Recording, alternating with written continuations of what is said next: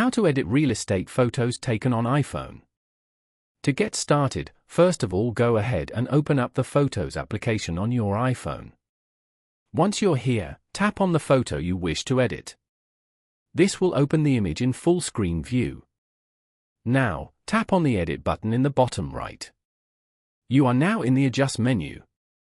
Tap on the exposure icon and adjust the slider to brighten the image. Then, tap on Brilliance, Highlights and then tap on Shadows and adjust the slider to reveal detail in darker areas. You can also adjust contrast, brightness, and black point. Continue to adjust settings like vibrancy, warmth, and sharpness.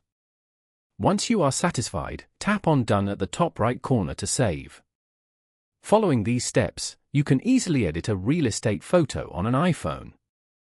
Thank you for watching. Please leave a like if this tutorial helped you, or leave a comment below if you have any questions related to the video.